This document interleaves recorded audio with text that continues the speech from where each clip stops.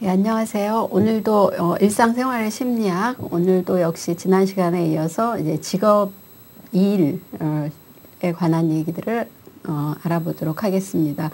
오늘 이 시간에 배울 것은 성격과 직업 선택의 어떤 상관관계를 파악하고 그리고 직장에서의 비중이 높은 회의를 직장 생활에 있어서 회의 비중이 굉장히 높죠. 여러분들 언제든지 회의하자는 소리 굉장히 자주 들으실 텐데요. 직장 다니시는 분들은 직장에서의 어떤 회의 그것을 심리적으로 이제 파악하고 그 다음에 어떤 식으로 회의에 따라서 어떤 식으로 대응할 수 있는지 회의를 어떻게 더 효과적으로 활용할 수 있는지를 저희가 또 알아보도록 하겠습니다. 그 다음에 직장인에게 있어서 가장 중요한 것이 사실 아이디어라고 할 수가 있는데요. 그 아이디어를 어떤 식으로 심리학에서는 어떤 식으로 파악을 하고 어떤 식으로 활용할 수 있는지도 역시 돌아보도록 하겠습니다.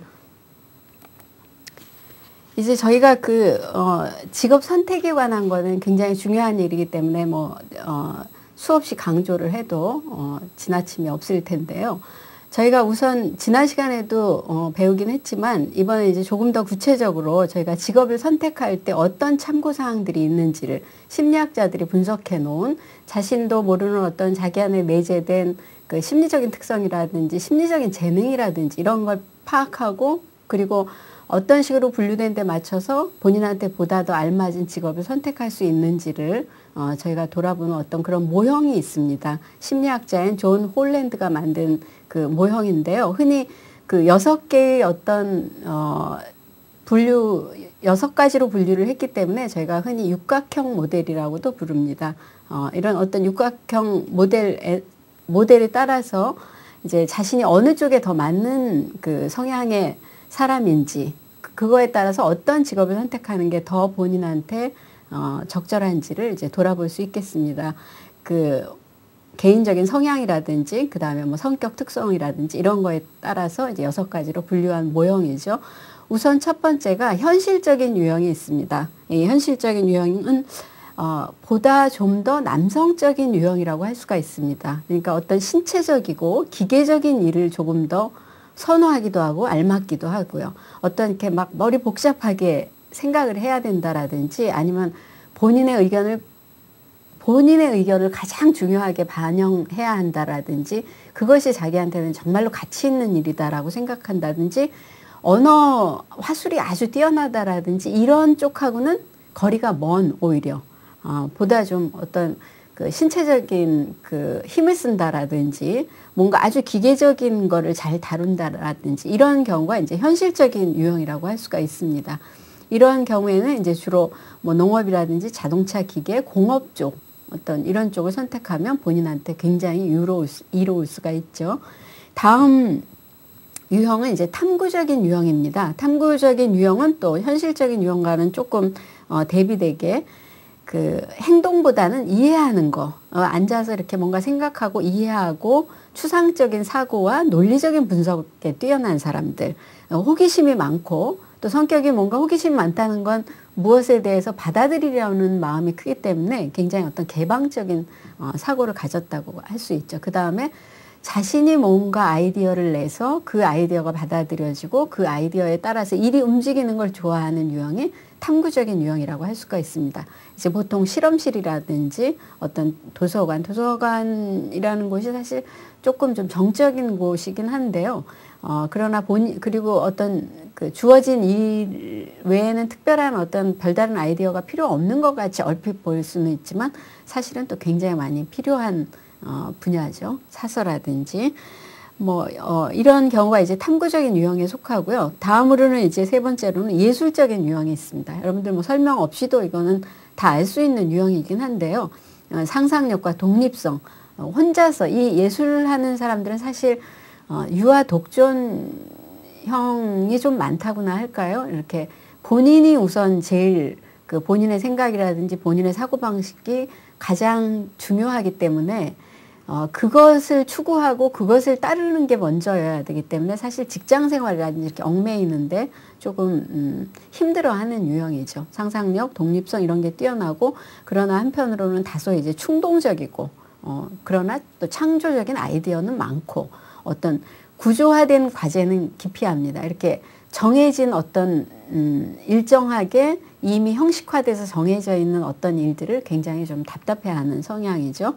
여러분들 뭐 잘 아시겠지만 예술가들이 전부 예술적인 유형이죠. 당연히 미술, 음악, 문학 쪽에 어떤 예술적인 직업. 근데 이것이 요즘은 이제 조금 예전에는 뭐 음악하면 작곡가라든지 연주자, 뭐 문학하면 소설가, 뭐 이런 식으로 한정이 돼 있었는데 예술적인 유형이라는 거는 요즘은 굉장히 범위가 다양해서 그냥 일반 직장 같지만 본인이 맡는 업무에 따라서 또 이 예술적인 유형이 필요한 유형이 있습니다. 반드시 예술적인 유형이라고 해서 예술가 꼭 어떤 직접적인 예술가가 되는 것만이 아니라 요즘은 미술도 뭐 응용미술, 산업미술 이런 것도 많고 뭐 시각 디자인 이런 것들이 전부 예술적인 유형을 가졌다면 더욱더 일하는 데나 직업을 선택하는 데 도움이 되겠죠.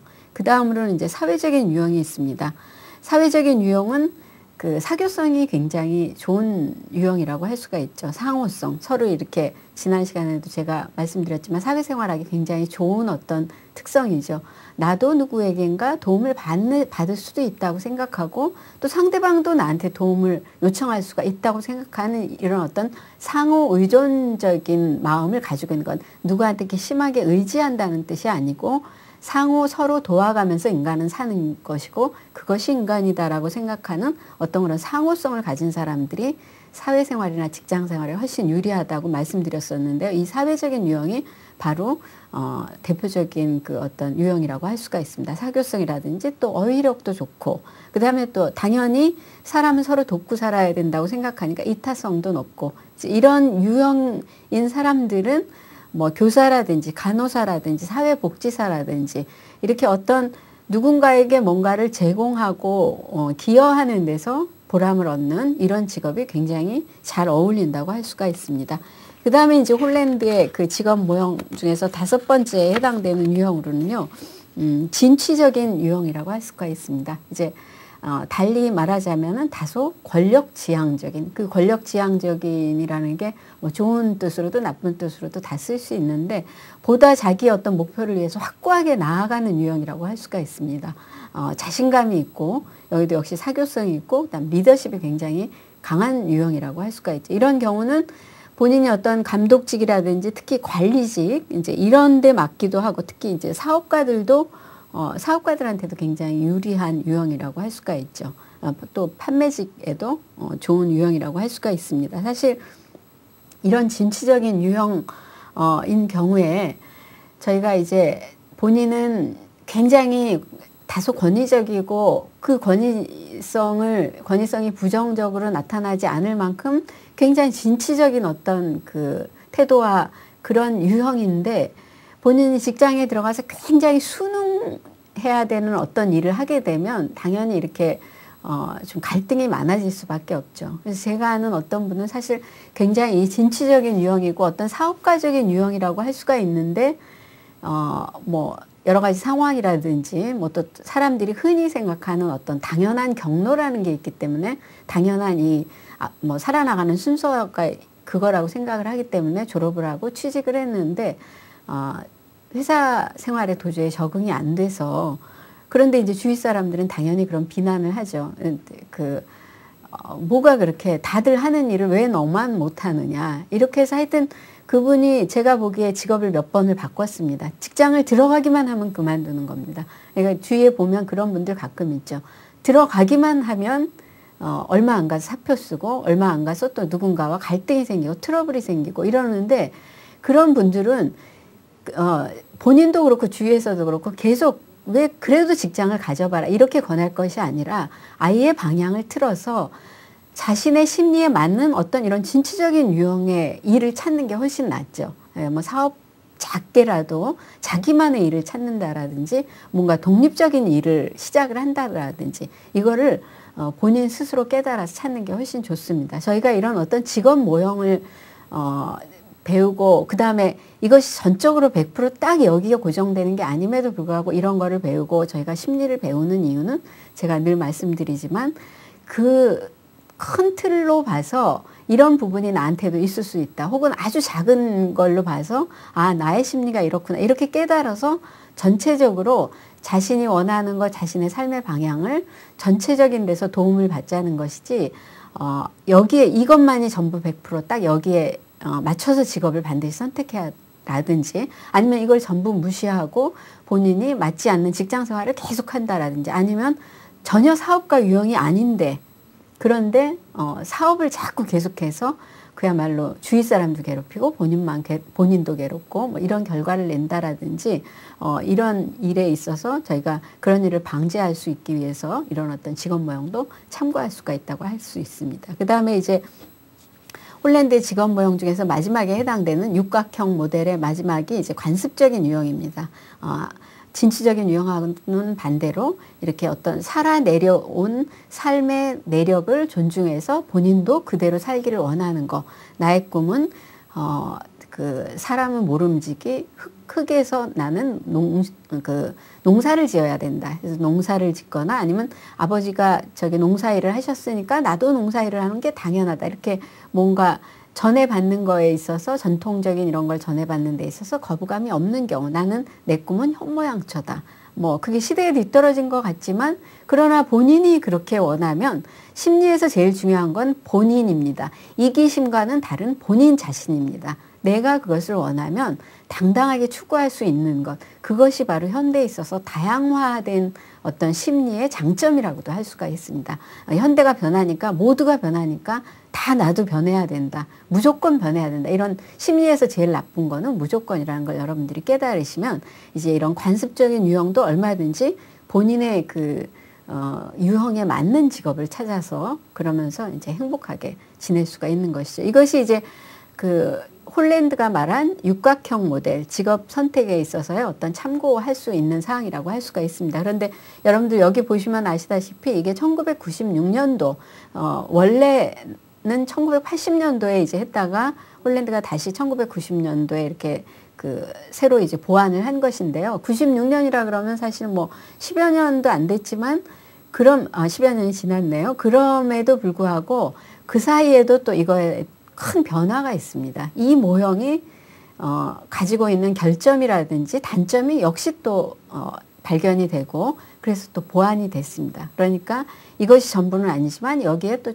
분명히 참고할 사항이 있다라는 거, 이런 거를 여러분들이 기억해 두시면 좋을 것 같습니다. 그 다음에 이제 거기서 한 발 더 나아간 조금 다른 유형의 직업 선택에 관한 모형도 심리학자들이 연구해 둔 모형이 굉장히 많습니다. 그 중에서 이제 저희들이 이렇게 어떤 것은 직업 선택이 성격하고 연관되어 있는지를 참고하면 되고, 어떤 경우는 나이하고 연관되어 있는지를 참고하면 되는데, 이런 경우에는 이제 전체 한 사람의 인생을 이렇게 어떤 직업에 따라서 주기율처럼 이렇게 나눴습니다. 이 시기에는 이런 시기, 그 다음 시기에는 이런 일을 해야 되는 시기, 다음 시기에는 직업 선택에서 이런 점을 참고해야 되는 시기, 이렇게 이제 그 단계를 나눴는데요. 흔히 이제 도널드 슈퍼의 5단계 발달 모형. 그런데 이것 역시 보완이 돼서 요즘은 6단계로 나눠지기도 합니다. 5단계, 6단계 이제 발달 모형인데, 이것은 직업과 인생의 어떤 주기를 그것을 나눠서 참고한 거라고 할 수가 있습니다. 도널드 슈퍼가 얘기한 우선 그 5단계 발달 모형에서 제일 첫 번째는 이제 성장기입니다. 성장기는 슈퍼는 14살까지, 저희가 한 중학교 초반 뭐 이렇게 할 수 있겠죠. 그때까지는 이제 성장기이기 때문에 자신에 대한 자아 개념이 생깁니다. 내가 어떤 사람인지, 내 주위 환경이 어떤지, 내가 무엇을 내가 즐기는지를 이제 희미하게 본인에 대해서 어떤 의식이 생기는 거죠. 나는 이런 사람이야 이러면서 뭐 본인이 그거를 철저히 의식을 해서 나는 확고하게 이런 사람, 이런 건 아니지만 이제 어린 아이로서 본인이 어떤 그 좋아하는 것들과 싫어하는 것들, 그 다음에 내 주위 환경이 자신의 주위 환경을 불행하게도 느끼고 행복하게도 느끼고 만족스럽게도 느끼고 불만스러워하기도 하고, 그것이 전부 이 성장기 14살까지의 어떤 성장기에 싹트는 거라고 할 수가 있습니다. 저희가 이제 이 성장기 부분이 바로 지난 시간에 얘기했던 첫 번째 저희가 배웠던 어떤 부모님하고의 또 굉장히 연관이 있는 거라고 할 수가 있는데요. 근데 여러분들도 그렇고 이제 심리를 심리에 대해서 궁금해 하시는 분들이 부모님의 영향, 전적인 영향에 대해서 굉장히 많이 물어보고, 그 다음에 어린 시절의 어떤 트라우마, 상처, 이런 거에 대해서 굉장히 이제 민감해 하시는데요. 그거 분명히 영향이 있습니다. 그러니까 그것은 저희가 부모님한테 참 좋은 것을 받아야 된다라는 게, 그 좋은 것이 물질이 아니라 정말로 풍부한 사랑을 받아야 된다라는 것이 중요하다는 얘기 제가 강조했을 겁니다. 사실 제가 주위를 둘러보면은 집은 굉장히 가난한데, 제가 아주 가까운 사람 중에도 그런 사람이 실제로 있습니다. 집은 굉장히 가까운데 사람 품성이 굉장히 여유롭고 너그럽고, 그러다 보니까 가는 곳마다 일하는 곳에서 환영을 받고, 그래서 일이 굉장히 소위 얘기해서 잘 풀리는 사람이 있습니다. 그런데 그런 경우를 유심히 살펴보면, 여러분들이 부러운 게 있으면 주위 사람들을 유심히 살펴보는 일이 심리에 있어서 굉장히 중요한데요. 왜 저 사람은 저렇게 잘 될까를 한번 유심히 살펴보세요. 겉으로 보기에는 뭐 그 사람이 단순히 부모님으로부터 많은 걸 물려받아서, 그 다음에 외모가 훌륭해서, 공부를 잘해서 이런 것 같지만, 사실은 그보다 더 바탕이 되는 무언가가 있습니다. 제가 말씀드린 아까 그 경우는 보면은 집이 굉장히, 어머님이라든지 굉장히 가난함에도 불구하고 정말 이렇게 사랑의 마음이 굉장히 크셨던 분들이세요. 보면은 이렇게 사람을 아주 소중하게 여기실 줄 알고, 이런 어떤 분위기가 형성이 돼 있으니까, 가난이라는 게, 분명히 가난은 굉장히 불편한 건 사실입니다. 그럼에도 불구하고 그것이 얼마든지 극복될 수 있는 부분으로 작용을 했던 거죠. 성장기 이런 것들이 모두 중요합니다. 그런데 이제 그러니까 보통 이 성장기에 대해서 사람들이 흔히 변명하고 핑계를 대는 것이, 그럼 나는 부모님한테 사랑을 못 받았으니까 내 인생 별로 그렇게 잘 되지 않겠네 하는데, 분명히 본인의 역할이나 역량이라는 게 있습니다. 그리고 그 부모님도 또 위에 부모님한테 받은 것으로 인한 거기 때문에, 바로 본인 위에 부모님만을 모든 것을 원망할 수는 없는 일이죠. 그리고 심리에 있어서 본인 역할도 분명하고, 그 다음에 그런 걸 깨달았다면 본인이 좋은 부모가 되기 위해서 노력하는 것이 또 중요하기 때문에, 저희가 심리에 대해서 본인 심리뿐이 아니라 이제 주위 심리에 대해서도 보다 포괄적으로 이해하는 게 중요하다고 제가 또 말씀드렸죠. 그런데 이게 이 모든 것이 이제 성장기에 영향을 줘서 본인의 장차 앞으로 선택하게 될 직업에까지 영향을 준다고 할 수가 있습니다. 그 다음에 이제 15살 때부터 24살 이때까지는 슈퍼는 탐색기라고 정의를 했습니다. 탐색기라는 거는 말 그대로 이제 저희가 이 시기에 가장 많이 하게 되는 건 이제 학교를 다니는 일이죠. 학창 시절이죠. 학교를 다니면서 어떤 과목이 너무 싫은지, 저 같은 경우에는 사실 체육 시간이 제일 싫었습니다. 체육 시간만 되면 어떻게 뭔가 좀 다른 선생님이 결근을 안 하셨나 이런 생각하게 됐는데, 이럴 정도로 어떤 싫어하는 것들이 생기는 거죠. 그런가 하면 또 굉장히 기다려지는 시간들, 저 같은 경우는 그것이 국어 시간이었는데, 여러분들이 한번 생각해 보세요. 거기서 상당 부분이 또 결정이 됩니다. 이 탐색이라는 말이 괜히 있는 게 아니죠. 학창시절 그냥 남들이 다니니까 다니는 학교, 남들이 학교에서 정해준 시간표에 따라서 다니는 학교, 이것이 아니라 내가 정말 좋아서 가만히 놔뒀는데도 뭔가 그 시간이 기다려지고, 물론 거기에는 다른 요인이 있을 수 있습니다. 선생님이 좋아서 라든지 여러 가지 이유가 있을 수 있겠지만, 그거 다 제하고도 공부가 좋아서, 혹은 선생님이 좋아서 그 과목이 좋아지는 경우도 있습니다. 그렇게 해서 본인의 숨겨진 재능이 발전이 될 수도 있죠. 자신이 무엇을 좋아하는지를 학창시절을 가만히 살펴보면 그 안에서 본인이 모종의 탐색을 하던 시기가 있습니다. 공부하라고 하는 거 강요받는 게 너무 싫어서 대부분의 사람들이 이제 공부는 싫다라는 생각을 하게 되는데, 그러나 그 안에서 공부 자체가 아니라, 지식이 아니라 여러분들이 그 안에서 어떤 학문이라든지 아니면 앞으로 주어질 일이나 직업에 있어서 토대가 되는 어떤 유형의 분류할 수 있는 구분된 그런 어떤 학습을 가만히 여러분들이 들여다보시면 좋아했던 게 틀림없이 있을 겁니다. 그것이 여러분들의 적성이 될 수 있고, 취향이 될 수 있고, 재능이 될 수 있기 때문에, 이것이 탐색기, 여러분들이 내가 어떤 것을 앞으로 직업을 선택하는데 유리할까를 탐색할 수 있는 기간이라고 슈퍼는 정의를 했습니다. 이제 학교 생활을 하고 자아에 대해서 조금 더 의식하게 되고 거의 이제 어떤 성격이라든지 이런 것이 굉장히 많이 이제 확립되는 시기라고 할 수가 있겠죠. 24살까지니까 여러분들이 거의 이제 학교 졸업하고 대학 졸업하고 뭐 군대도 갔다 오고 뭐 이런 시기에 이제 뭔가 인생에 대해서 그다음에 또 직업에 대해서 어떤 확실한 결정을 내려가는 즈음이라고 할 수가 있겠습니다.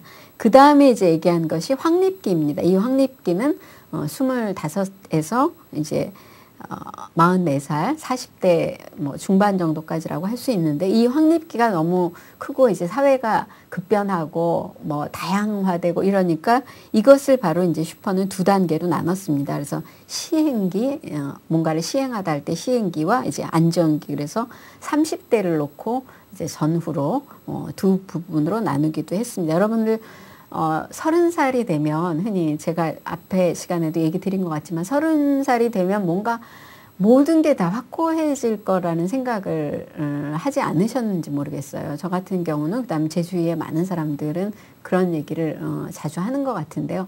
30만 되면 뭔가 정서적으로도 굉장히 안정이 되고 인격적으로도 완성이 되고 아무 흔들림이 없고 재능도 다할 수 있고 직업도 확고해지고 뭔가 굉장히 안정된 생활을 할 것 같은 느낌인데 그러나 막상 30살이 되면 사실은 어떻게 생각하면 굉장히 제일 불안한 나이이기도 합니다. 30살 돼서 앞에 성장기와 탐색기에서 본인의 역량을 빨리 발견한 사람들은 30에 벌써 본인의 능력을 알고 그 다음에 사회적으로 그야말로 앞서서 두각을 나타내고 이제 이러기 시작합니다.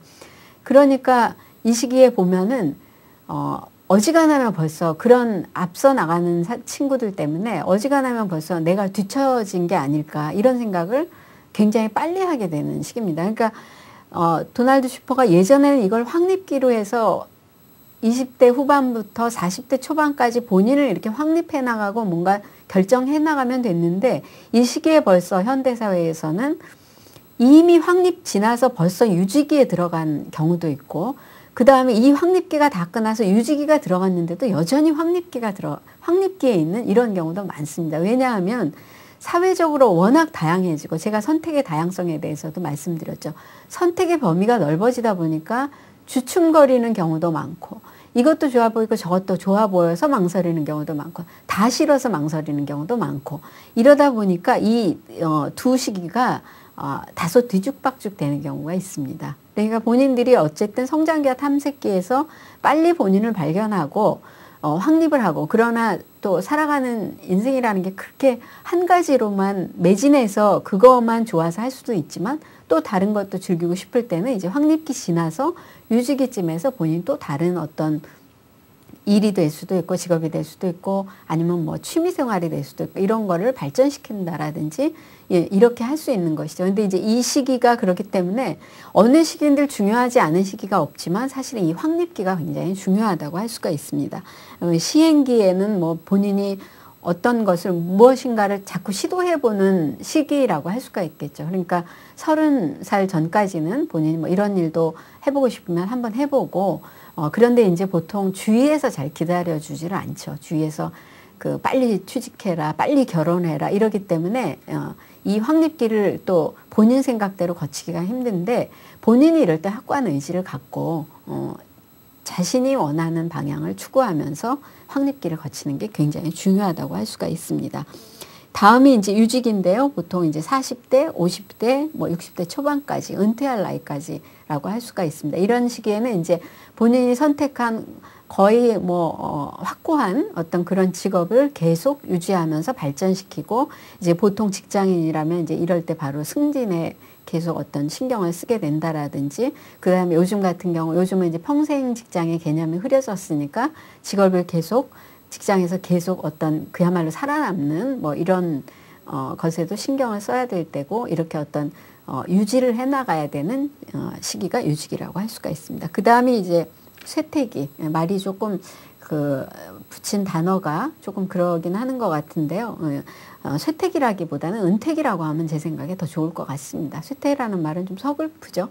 은퇴기로서 이제 본인의 어떤 그 일에서는 물러나서 본인이 생각하는, 어떻게 생각하면 자신이 원하는 거를 진정으로 해나갈 수 있는 가장 편안한 시기라고도 사실은 할 수 있습니다. 물론 이제 육체적으로나 이런 그 젊지 않으니까 그런 그 제약이 있고 한계가 있겠지만, 사실 성장기, 탐색기, 확립기, 유지기를 잘 거친 사람이 가장 행복한 시기가 이 쇠퇴기, 은퇴기라고 할 수 있을 것 같습니다. 특히 요즘은 이제 인생에 대해서 뭐 흔히 이모작, 삼모작 이런 얘기들도 하죠.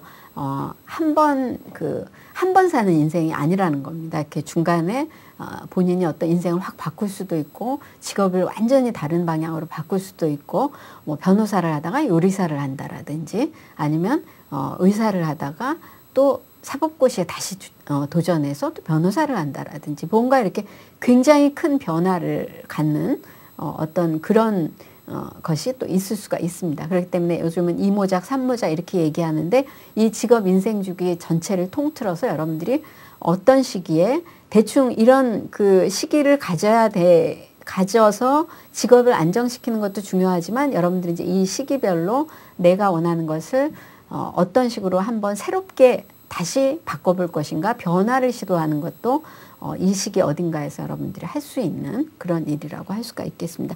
이렇게 해서 이제 직업 선택하는 데 있어서 어떤 심리학자들이 만들어 놓은 그 유형들을 봤고요. 이런 유형이 반드시 앞에도 말씀드렸지만 전적인 것은 아니기 때문에, 그리고 이것이 완전히 100% 완벽한 건 아니기 때문에 계속 보완이 되고 수정이 되고 더 붙여지기도 합니다. 그래서 뭐 자기 존중감이 얼마나 높은가, 심리에서 굉장히 많이 나오는 얘기죠. 자기 존중이 얼마나 강한지에 따라서 그런 사람은 이런 직업을 선택하는 게 좋다, 아니면 그 반대 직업을 선택하는 게 좋다. 그 다음에 이제 어떤 직업에 대해서 본인이 본인의 성숙함, 그 다음에 직업에 있어서 어떤 그 직업이 어느 정도 그 사회적으로 안정된 직업인지, 뭐 이런 직업 성숙에 관련한 것, 그 다음에 어떤 심리학자는 또 청소년기가 직업을 선택하는데 모든 것을 전적으로 좌우한다라고 얘기하는 경우가 있습니다. 프로이드가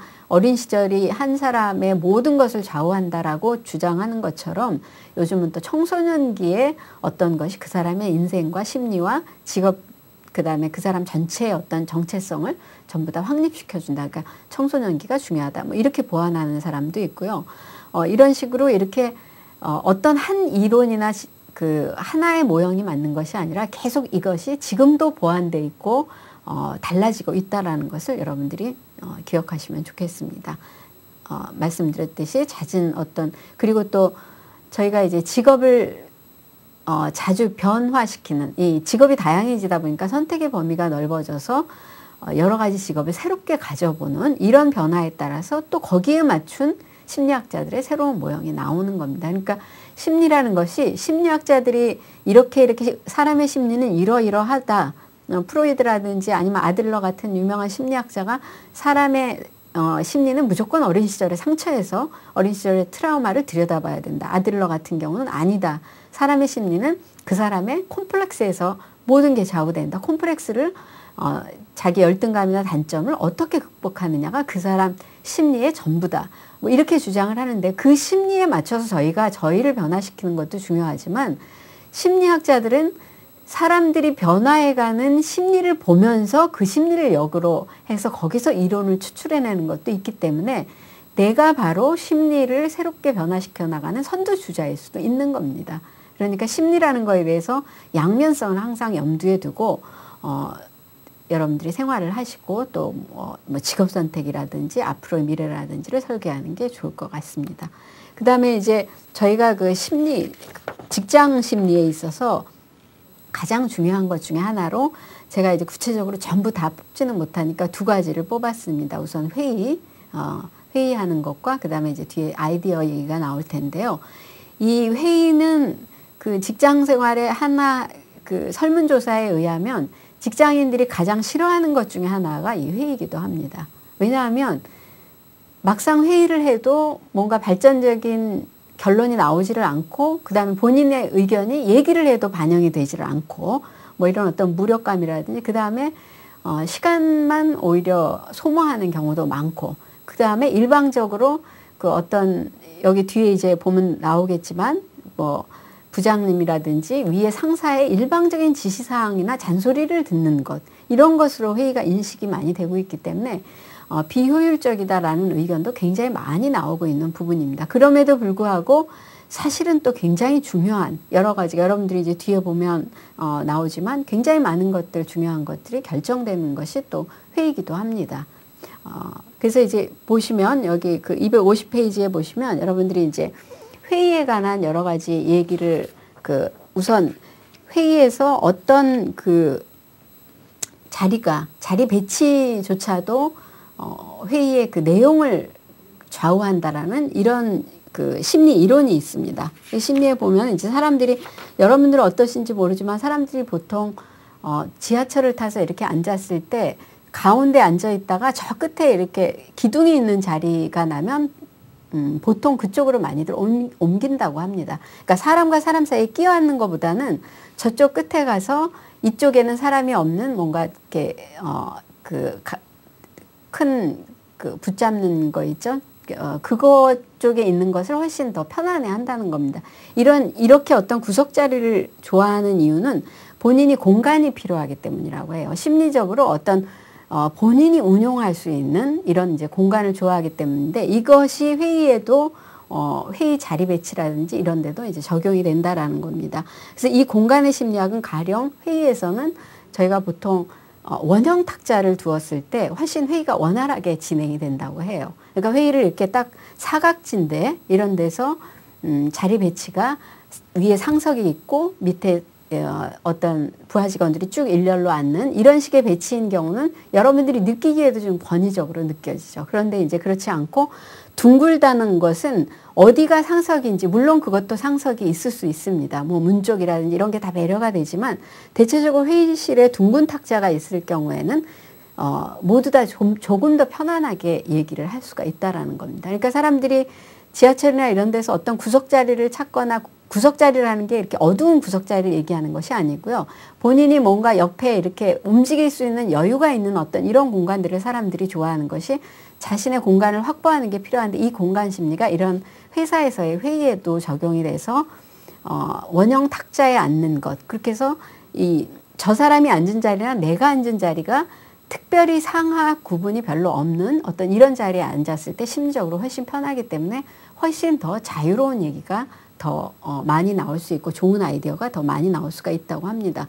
그러나 이제 그렇다고 그래서 전부 원형 탁자만이 전부 회의에, 그러면 모든 회의실의 탁자를 전부 원형으로 바꿀 것인가? 그렇지는 않습니다. 물론 그 외에도 회의할 때는 당연히 또 고려해야 될 점이 굉장히 많기 때문에, 회의라는 게 자유로운 기획회의나 아이디어 회의만이 전부가 아니기 때문에 위에서 어떤 분명히 결정된 사항을 전해줘야 될 회의도 있기 때문에 회의의 종류에 따라서 탁자가 변할 수도 있는 것이고, 그것이 바로 그 회사의 성격에 따라서 변할 수도 있는 것입니다. 그리고 이제 저희가 아까도 말씀드렸지만 결론 없는 회의, 그리고 뭔가 일방적인 하달식의 회의에 사람들이 너무 지쳐하기 때문에 이제 좀 더 새로운 회의 형식과 문화의 필요성이 직장에서 굉장히 많이 필요한 부분입니다. 이런 어떤 시도가 많은 회사들에서 요즘 시도가 되고 있다고 할 수 있어요. 그 회의를 정식으로 회의 시작합니다 알리고, 빨리 모이세요 알리고, 회의실 들어오고 앉고, 뭐 또 누군가는 가서 커피를 가져오고, 뭐 이렇게 하는 게 너무 시간이 많이 소모되고 너무 형식적이기 때문에 그러지 말고 아예 다 탁자도 치우고 의자도 치우고 서서 잠깐 회의를 하자. 잠깐 모여서 빨리 모여서 한 5분, 3분 이렇게 필요한 사항을 빨리빨리 전달하고 얘기 듣고 이렇게 하자. 그래서 요즘은 이제 뭐 스탠딩 회의, 이렇게 서서 하는 그런 회의 형식을 채택하는 회사도 있고요. 뭔가 하여튼 회의의 방식을 조금 더 효율적으로 하기 위해서 굉장히 많이 바꾸려고 노력하고 있는 부분이 이 부분이라고 할 수가 있습니다. 그 다음에 이제 회의에 관한 심리학도 어떤 부분의 심리학도 사실은 한 학기를 할 수 있을 만큼 그 심리라는 게 복잡합니다. 그거를 전부 다 알 필요는 없지만 대광 윤곽적으로 알아두면 도움이 되고, 그러나 너무 세부적으로 그것이 또 적용할 수 있으면 물론 좋은 일이겠죠. 근데 이제 사쿠라이 히데노리라는 어떤 일본의 그 저술가는 회의 시간도 중요해서 딱딱한 경영 회의는 오전에 하는 것이 좋고, 부드러운 어떤 아이디어 회의라든지 기획 회의라든지 자유롭게 얘기를 할 수 있는 회의는 오후에 하는 게 좋다라는 또 이런 심리학적인 의견을 내놓기도 했습니다. 어떤 뭔가 오전 시간에는 조금 더 어려운 일을 처리하는 게 아무래도 바로 일을 시작하면서 긴장감도 조금 높고 이러니까 그것과도 연관이 있겠죠. 그 다음에 이제 회의실의 크기와 회의 참석자의 어떤 성별에 따라서도 또 회의가 달라진다라는 겁니다. 이런 것은 저희가 사실 직장 다니는 사람으로서 우리가 회의 참석자의 성별을 조절할 수 있거나, 뭐 남자들만 들어오세요, 사안에 따라 그럴 수도 있지만, 그런 것이 저희가 규정할 수 있는 것이 아니기 때문에, 이런 것은 회의라는 것에 심리가 영향을 이렇게 미친다라는 것을 여러분들이 참고하는데 활용하면 좋을 것 같습니다. 사이토 이사무라는 그 심리학자의 연구에 의하면요, 남자들끼리의 회의를 할 때는 남자들끼리 좁은 데서 회의를 합니다. 장소가 조금 좁은 데서 적은 숫자가 회의를 합니다. 이런 경우에 이제 배심원을 상대로 실험을 했는데 6명의 법정 배심원들에게 남자들 좁은 공간에서 결정을 하라고 했습니다. 어떤 사안에 대해서. 그랬더니 굉장히 엄격한 판결이 나왔습니다. 가령 뭐 그냥 집행유예 정도인 수도 있는 사안인데 징역 1년, 아니다 징역 5년 가야 된다, 뭐 이런 식으로 결정이 굉장히 엄격해졌습니다. 좁은 데서. 그런데 똑같은 것을 여성들을 상대로 조사를 했습니다. 같은 회의실에서 같은 인원의 여성들을 작은 공간에 모아놓고 이제 판결을 하게 했더니 여성들의 경우는 오히려 훨씬 더 낮게 형량을 매겼습니다. 그러니까 이건 집행유예보다도 선처해서 훈방하는 것이 낫다. 이거는 그렇게 큰 심각한 사안이 아니다. 뭐 이런 식으로 결론이 났습니다. 그러면 왜 이런 차이가 났느냐? 이것이 단순히 남성과 여성의 차이이기도 하겠지만 그런 차이도 없지는 않습니다. 그런 남성과 여성의 차이가 어떤 공간에서 이제 발휘가 되고 회의에서 발휘가 되는 것인데요. 남성들의 경우는 남성들끼리 회의를 하거나 이러면은 그 좁은 공간에서 특히 그런 경우에 굉장히 다소 공격적이 되고 경쟁적이 된다라는 겁니다. 자신도 모르게 경쟁의식과 공격성이 발휘가 되기 때문에 그것이 이제 먼 원시시대의 어떤 수렵 생활에서의 영향이라고들 흔히 또 해석을 하기도 하죠. 그렇기 때문에 뭔가 굉장히 엄격해지고 권위적이 되기 때문에 같은 사안을 놓고도 형량이 높아지고, 여성들의 경우는 작은 공간에 모여서 작은 사람들이 모이면 그것이 굉장히 분위기가 오히려 친밀도가 높아지고 분위기가 훨씬 더 부드러워집니다. 그렇기 때문에 아예 서로 이해하면서 넘어갈 수도 있는 사안이라고 그렇게 생각하는 비중이 훨씬 더 높아지는 거죠. 그래서 형량이 상대적으로 낮아진다고 합니다. 이렇게 심리라는 것은 어떤 아주 작은 사안에도 전부 다 반영이 된다고 할 수가 있습니다. 그렇게 해서 본인이 뭔가 이제 이런 남녀 성별을 떠나서 어떤 회의실의 크기도, 회의실이 얼마나 넓으냐, 얼마나 좁으냐 이런 거에 따라서도 이제 그 회의의 어떤 내용이라든지 회의에서 결정된 사항이라든지 이런 것이 굉장히 많이 달라진다고 이 사람 주장을 하는데요. 그렇기 때문에 본인이 다른 사람을 설득하는 회의를 해야 될 경우에는 가능한 한 공간이 조금 넉넉한 곳에서 하라고 합니다. 내가 누구에겐가 할 말이 있다.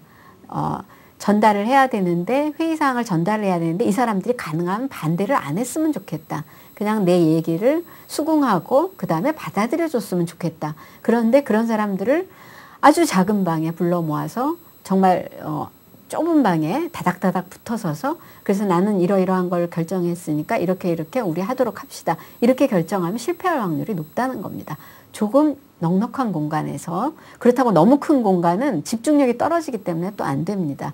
그러니까 어느 정도 여유 있는 공간에서 사람들을 불러서 내 의견대로 뭔가 주도를 해나갈 수 있는 회의를 하면 효과가 크다는 것입니다. 그런데 사실 이런 것은 저희가 알아도 어떤 공간이라는 게 다 제한돼 있고 미리 규정돼 있기 때문에 사실 힘은 드는데, 여러분들이 이제 뭐 이런 그럼에도 불구하고 그러면 내가 어떤 얘기를 복도에 나가서 할 것인지, 회의실로에서 할 것인지, 윗사람들한테 무슨 얘기를 할 때 윗사람이 방에 가서 할 것인지, 아니면 식사를 하면서 할 것인지, 이런 것이 전부 다 연관돼 있다고 생각을 할 수가 있겠죠. 그 다음에 이제 어떤 이런 회의와 심리와의 상호성에 있어서 심리학자들의 도움을 받아서 성공한 케이스가 하나 있는데요. 굉장히 독선적으로 회의를 주도하는 어떤 한 회사 대표가 있었습니다. 회의를 시작하면 무조건 일방 하달식으로 얘기를 혼자 막 하고 다 전달하고, 끝났지, 아무 의견 없지, 내 의견대로 그럼 받아들여진 걸로 알겠습니다, 이러고 딱 일어나는 그런 유형 사실 회사에 보면 많습니다. 이런 경우, 물론 그것이 필요할 경우도 있지만, 이런 경우에 이제 직원들로서는 불만이 쌓이죠. 그래서 이런 것을 어떻게 개선할 수 있는지를 이제 심리학자가 연구를 해서 조언을 했습니다. 바로 자리 비우기 기법이라는 것이에요. 그러니까 본인도 그 성격상 이게 제어가 안 되기 때문에 일단 회의에 들어가면 그런 식으로 통보하고 일어나게 되기 때문에 중간에 회의 안에서 뭔가 분위기를 부드럽게 바꾸는 것은 차츰 해야 되고, 본인이 제 생각은 이렇습니다, 여러분들 생각은 어떻습니다, 이런 여유를 갖기 전에 이제 시도할 수 있는 방법으로, 회의를 한참 하다가 본인이 알람 시계를 맞춰놓는다라든지 뭔가를 맞춰놓고 그것을 그 표시를 본인이 받으면 그때 본인이 저 잠깐 처리해야 될 사항이 있어서 잠깐 사무실에 제 방에 갔다 올 테니까 회의를 계속하십시오라든지 잠깐 전화하고 오겠습니다, 이러고 자리를 비워주는 겁니다. 그러면 이제 자리를 비워주면은 물론 그 경우에도 CEO의 성격에 따라서 CEO가 나가고 없는 자리에 계속 자리가 조용하고 잠잠한 경우도 있습니다. 그러나 이제 조금 더 자리가 부드러워지면서 본인들이 뭔가 서로 주고받는 얘기가 나오고, 그런 얘기가 이제 이 대표가 다시 돌아왔을 때는 다소 전달이 될 확률이 더 높아진다라는 것이죠. 그러니까 이런 사소한 기법이지만 활용을 하면은 회의에 훨씬 더 효과적으로 사용이 된다고 할 수가 있겠습니다. 제가 아는 분 중에 한 분은 회의를 하면 직원들이 너무 아무 얘기를 안 해서 그게 굉장히 큰 고민이라고 하시는 분도 봤어요. 그분의 고민은 도대체 바로 본인이 이런 어떤 독선적인 대표로 그런 이미지이기 때문에 직원들이 어려워해서 말을 안 하는 것인지, 아니면 직원들이 정말로 아무 아이디어가 없는 건지, 그것이 회사 세운 지 얼마 안 됐기 때문에 굉장히 아이디어가 빨리 돌아가고 활성화되고 직원들이 많은 의견을 내주고 이래야 되는데, 안 그러니 얼마나 또 이분은 속이 타고 답답하겠습니까? 그러니까 그런 경우에도 직원들이 왜 얘기를 안 하는지를 이제 파악을 해야 되는 거죠. 무조건 계속 회의 들어갈 때마다 왜 여러분들은 말을 안 하는 것입니까로 닥달을 하거나, 아니면 그런 닥달을 받는데도 불구하고 직원들 끝까지 입 다물고 있는 직원이 된다라든지, 이런 경우는 양쪽에 다 문제가 있다고 할 수가 있겠습니다. 이렇게 해서 이제 저희가 그 회의에 있어서의 어떤 직장에서 굉장히 중요한 것이 이제 이 회의라는 것을 알아봤고요. 그 다음에 이제 저희가 어떤 아이디어에 관한 것도 직장에 있어서 굉장히 중요하다고 할 수가 있는데요. 이 아이디어는 직장 생활의 이제 활력과 진취성, 발전성, 어떤 본인의 성공 여부, 직장 생활의 사실 전부라고 할 수가 있습니다. 여기서 나오는 것이 바로 오늘 강의의 제목인 오키나와에서 전기난로가 불티난 이유입니다. 이것은 이제 저희가 아이디어를 얻기 위해서는 전체적인 사회 분위기라든지 트렌드라든지 이런 걸 잘 읽으면서 그것을 이미지에 활용할 수 있어야 된다라는 이제 이런 의미인데요. 가령 오키나와에서 한때, 오키나와라는 곳이 일본의 굉장히 따뜻한 지방입니다. 그래서 사실 일본 사람들은 그렇지 않아도 이 바닥에 뭐 난방을 한다라든지 이런 것이 그런 것을 하지 않는데, 이런 따뜻한 지방에서 일부러 난방기구를 사둘 필요는 거의 없는 상황이죠. 그런데도 한동안 오키나와에서 전기난로가 굉장히 많이 팔렸던 적이 있습니다. 그 이유를 분석해 봤더니, 이 당시에 어떤 굉장히 유행했던 사람들한테 인기가 높았던 텔레비전 드라마가 있는데, 그 드라마에서 그려지는 어떤 화목한 가정의 이미지가 서구식의 어떤 집에서 전기난로가 있는 이런 어떤 분위기였습니다. 우리식으로 얘기를 하자면은 어떤 별장에 벽난로가 있는 그런 어떤 느낌이랄까요? 저희도 실제로 그랬었죠. 벽난로 있는 어떤 별장 그런 것이 드라마에 많이 등장하면서 굉장히 많은 집에서 벽난로를 설치하기 시작했습니다. 그거나 마찬가지로 오키나와 따뜻한 지방에서 전혀 필요 없던 전기난로가 갑자기 많이 팔렸던 것이 이런 어떤 텔레비전 드라마의 영향이었던 겁니다. 그러니까 이거를 빨리 읽은 사람이 그 텔레비전 드라마에서의 어떤 화목한 부유한 고급스러운 이미지를 광고에 차용을 하고 그 차용이 사람들한테 그대로 통했던 것입니다. 그래서 오키나와에서 전기난로가 굉장히 많이 팔렸고 이런 것이 바로 저희가 직장을 다니면서 아이디어를 이미지를 활용해서 뭔가를 할 수 있는 일이라고 할 수가 있겠죠. 그 다음에 이제 상상력 활용하기가 있는데요. 상상력은 그 일본의 한 연구소에서 이것도 역시 여러분들이 교재에 보면 자세한 얘기가 나오는데요. 엘리베이터 기다리는 시간을 줄이기 위해서는 어떤 방법이 좋겠습니까? 이러고 이제 직원들한테 막연히 아이디어를 내보라고 얘기를 했습니다. 직원들은 그 사실 본인이 엘리베이터 기다리는 시간을 줄이는 게 본인 생활하고 직접적인 영향이 없을 경우에는 이것이 무슨 그렇게 큰 꼭 내야 될 아이디어인가 이렇게 생각할 수도 있고 회사 측에서도 이걸 직원들한테 아이디어를 받아서 이것이 실용화될까 이렇게 생각할 수도 있죠. 그럼에도 불구하고 이걸 냈는데 굉장히 많은 의견이 나왔습니다. 많은 의견이 나와서 뭐 1인용 엘리베이터를 각각 만든다. 그 다음에 그 여러분들 주차장 중에 보면 이렇게 회전하는 식의 주차장이 있죠. 그런 식의 어떤 엘리베이터를 만든다.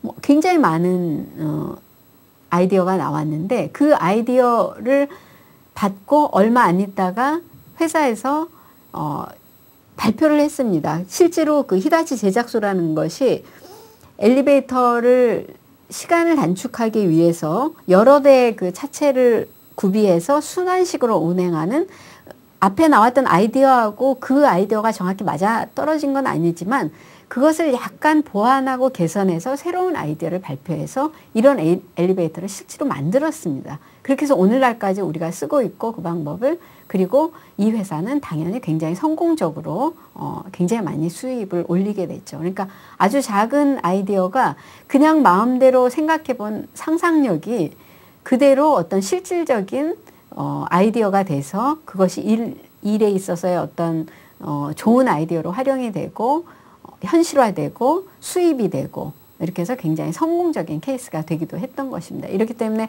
어떤 아이디어를 내가 하는 일에 있어서 나는 내 일만 그 어떤 바늘 뽑은 자리에 그대로 꽂으면 되듯이 이런 일만이 내 일이다 이렇게 생각하실 수 있는데 길게 보고 멀리 보자면은 본인이 뭔가 나중에 아까 말씀드린 그 은퇴기 직전에 본인의 어떤 사업을 가지고 그리고 은퇴기를 맞을 수 있는 어떤 그런 시기를 생각해서라도 아이디어를 본인이 항상 염두에 두고 뭔가 새로운 일에 관련해서든 관련하지 않아서든 이런 상상력과 이미지를 활용한 아이디어를 염두에 두시는 것이 성공적인 직장 생활을 하는데 도움이 될 거라고 생각을 합니다.